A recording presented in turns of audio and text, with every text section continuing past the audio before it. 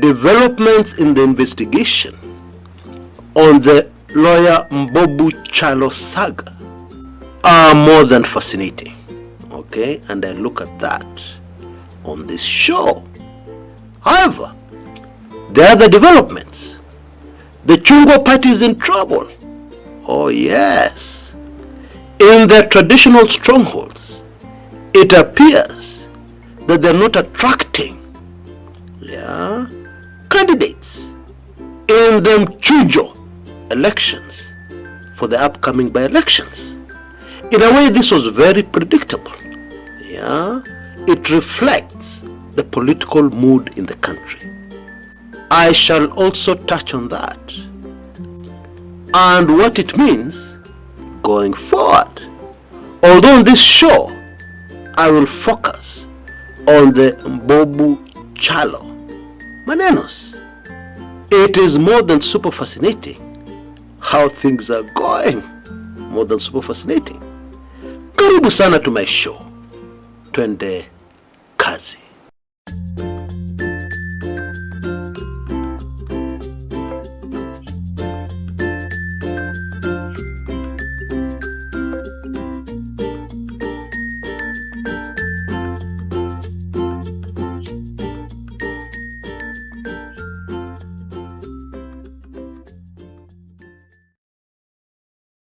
Now let us get the Chungwa business out of the way first. For the sake of those who did not know, the way a popular political candidate, especially for the presidency, raises a lot of money fast is by charging nomination fees on their ticket. 500,000, even $1 million. Now just do your calculations. If you attract a lot of candidates who want to face the elections on your ticket because of their popularity or the popularity of that party in certain sections of the country, just imagine how many people will approach you for nominations. Na kila mtu anatoa pesa, whether they're successful or not. It is a huge amount of money. And I believe this money has helped ODM finance itself over the years. Indeed, they're celebrating 20 years of existence this year. However, that chapter of raising money magically, pop, for nominations, that chapter kwisha maneno.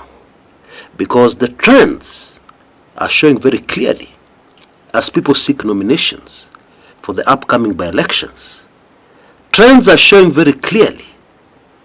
People in traditional ODM strongholds are no longer interested in an ODM ticket. Now, if truth be told, this was very predictable. And it has a lot to do with the moves and the decisions Raila Amolo Odinga has been making in recent times. Now, I'm also trying to be sensitive because there are a lot of people who are regulars on this channel who are very staunch supporters of Baba. Okay? But let us tell the truth as it is. Because this piece of information implies something major. Okay? And I'm sure many of you have already guessed. Let me put it in a very simple way. When there are so many people seeking the nominations of a certain party ticket in a certain area, what does it mean? It means that that party and its flag bearer are very popular in that area. And the game here is that if you get the nomination of that particular party, of that popular candidate, you're home and dry. The nomination is the real election. And once you've cleared that, when you now go for the elections proper, it's a walk in the park. You don't even need to campaign. Now, what that means is that if all of a sudden nobody wants your nomination, what does it mean? It means that that particular candidate, the flag bearer of that party, is no longer popular or is no longer as popular as they were before. Therefore, this is an important confirmation of what we've been saying on this channel for a long time now that Raila Odinga has recovered from many things during his long, illustrious political career. But this one, it will be very difficult, virtually impossible, for him to come back from this one. Simple logic. Ama? Now on to the Mbobu Kyalo Manenos. You know, when you're investigating something, you should never allow your experience, your prejudice, your assumptions to rule over where the evidence is taking you. Because that is a recipe for failure.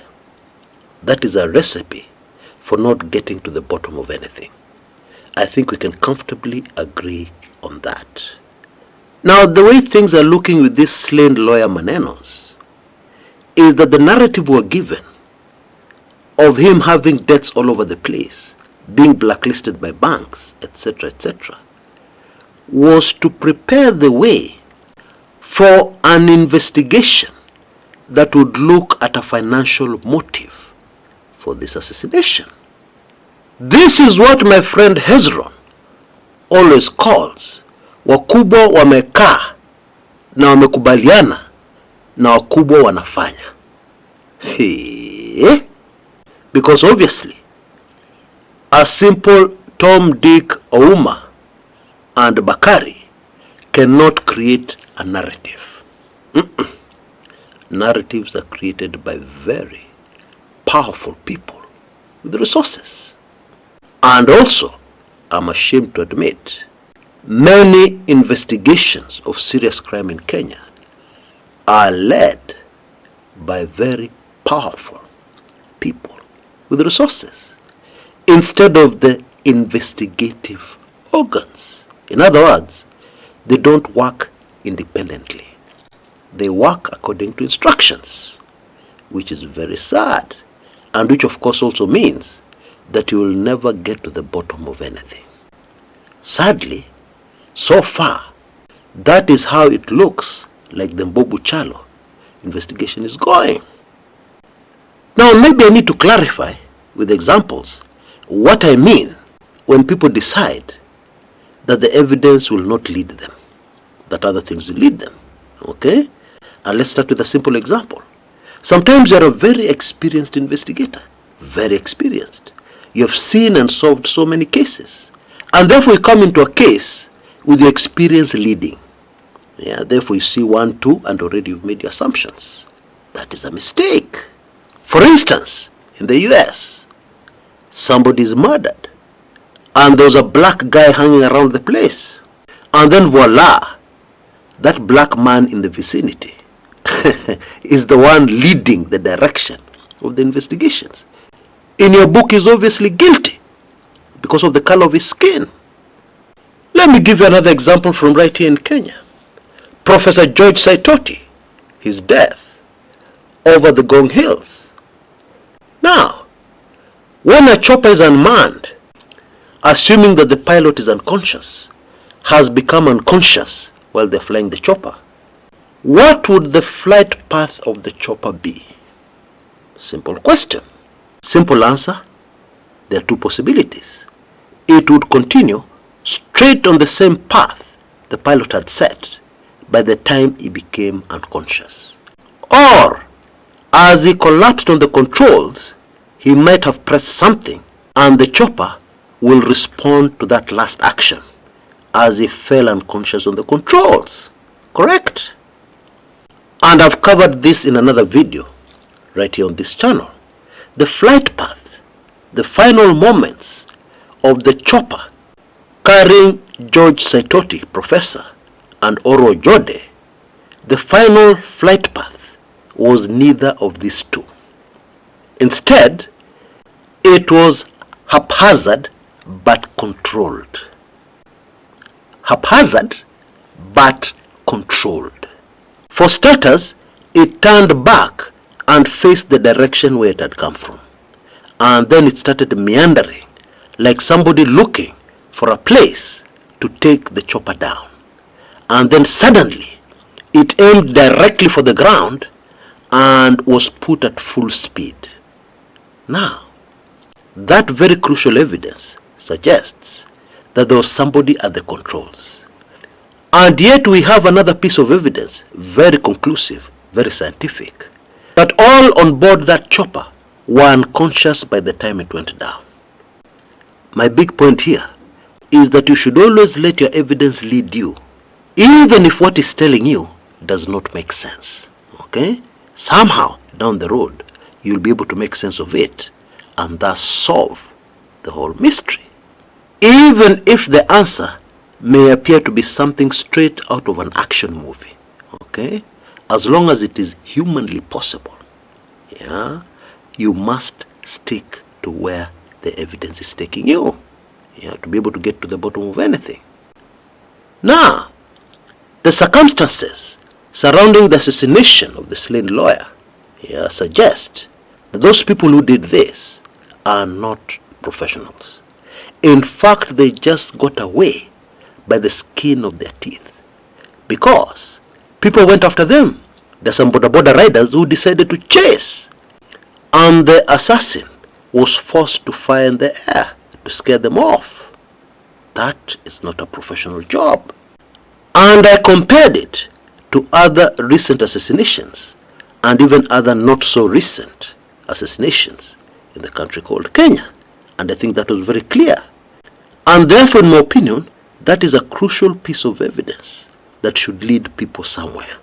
Okay, according to the latest information, this has led investigators into the motive of debts, finance.